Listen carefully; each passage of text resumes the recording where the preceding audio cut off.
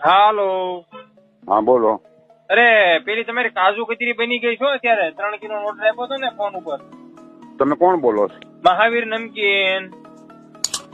ક્યુ મહાવીર નમકીન? મહાવીર નમકીન સાવરકુંડલા ના આવેલી. હલો, કોને તમે ફોન કર્યો? મનસુખભાઈ. મેં ક્યાંય ઓર્ડર નથી દીધો. ખોટી ગાઈન મારવાની બંધ કરો, સમજ્યા ભાઈ?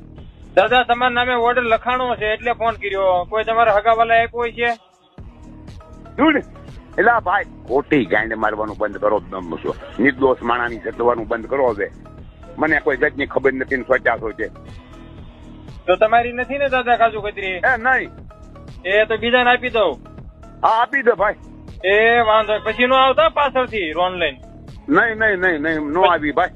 પછી પાછળથી એમ કહ્યું કે ઓલા મારા હગાવાલા આપ્યો તો ઓર્ડર ઈ ક્યાં કાજુ કતરી ભાઈ અત્યારે બનાવી મુશ્કેલ છે એટલે કહું. નહીં મને કોઈ જાતની ખબર નથી એટલે તારે દેવાનું થતી દે દે ભાઈ. ના ના એવું ને એ તો અમે તો આપી દઈએ પછી પાછળથી ગ્રાહક ને પ્રોબ્લેમ ન થવો જોઈએ સમજ્યા? અમારું જે થાય ગ્રાહક કોઈ નો નથી. બીજે બીજે જોતું છે ગોતી આવી છે. આપણે ઓર્ડર થી બનાવી છે વાર તહેવાર નિમિત્તે એટલે પણ ભાઈ લાંબી લાંબી કરવાની મેં નથી ઓર્ડર દીધો. વાત પૂરી કરીને કેન્સલ કરીને અને ફોન કાપની. એ વાંધો નહીં દાદા પણ રક્ષાબંધન ના દિવસે એટલું બધું ન બોલો ભૂંડા. પણ તું શું કરે રક્ષાબંધન બીજે ખોટી ગાંડ મેં તો નિર્દોષ નહીં.